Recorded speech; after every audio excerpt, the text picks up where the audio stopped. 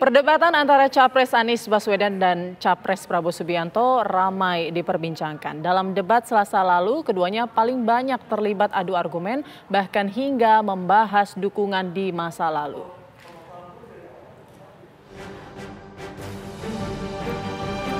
Setelah debat perdana Capres 2024, ranah media sosial pun kini ramai. Para pemilih ramai-ramai mengekspresikan pendapatnya. Salah satu yang ramai diperbincangkan netizen adalah fenomena ordal. Anies saat debat sempat menyinggung budaya orang dalam atau ordal di Indonesia. Ia berkatakan fenomena ordal merupakan salah satu bentuk gangguan terhadap proses demokrasi. Bahkan keduanya berargumen saling ungkit jasa masa lalu. Itu fakta, kan ada orang yang Pak Prabowo kan tidak pandai menyindir, tidak bisa mengenyek, dan kami juga di TKN dilarang orang ya untuk menyindir-nyindir dan mengenyek atau menyerang. Jadi dalam hal ini kan dikatakan ketika Anies Baswedan mengatakan bahwa oposisi itu terhormat, ya sebetulnya kan yang mau dikatakan, oh iya pada saat oposisi. Sekarang ini kan tidak oposisi, makanya dia tidak melawan atau menyerang Jokowi karena tidak dalam posisi oposisi. Ketika oposisi itu terhormat, yang tidak terhormat adalah ketika ada dalam koalisi namun bersikap seperti oposisi, itu tidak terhormat. Prabowo itu satu-satunya paslon yang mendirikan partai dengan niat untuk menjadi presiden dari awal sampai sekarang. Anies Baswedan, dia kadang nanti diusung SBY, lalu nanti diusung ke Nasdem. Itu menunjukkan bahwa bukan hanya diperintah, tapi tidak punya prinsip. Itu yang ingin diingatkan oleh Pak Prabowo kemarin. Jangan lupa loh, saya ini yang mengusung Anda. Artinya, yang karena tidak melanggar undang-undang dan ADART kami. Ini masyarakatnya jadi bertanya. Sebenarnya batasnya atau retensinya itu sampai kapan sih orang berbalas budi itu? Maksudnya ketika masa pemilu semua orang bisa mencalonkan diri asal persyaratannya masuk, kemudian dilarang gara-gara balas budi.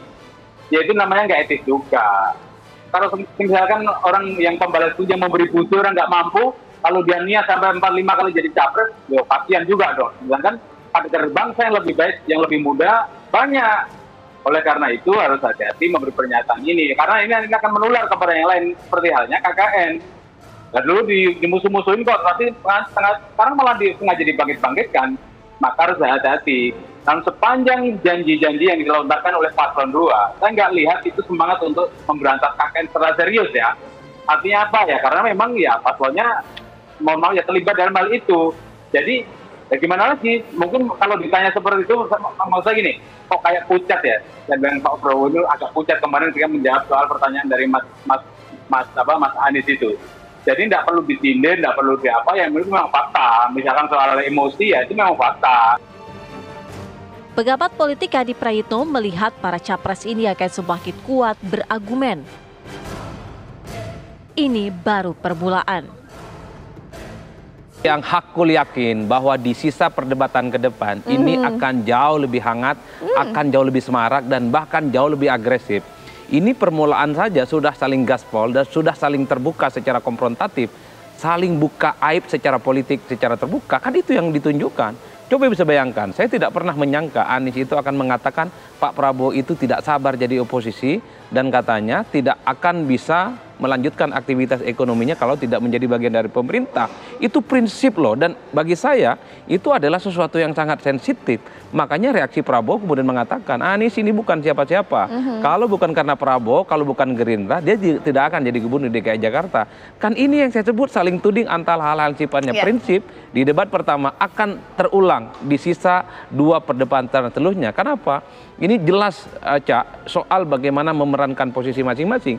Anies harus tampil agresif tentu untuk memberikan dampak positif elektoral, karena apapun judulnya, Anies kalau cuma datar, manis-manis saja, ceruk pemilihnya juga tidak bertambah. Maka dalam perdebatan ini adalah ajang dan forum di mana Anies ingin menunjukkan kepada publik bahwa dia sebagai kubu perubahan akan mendapatkan faedah-faedah elektoral.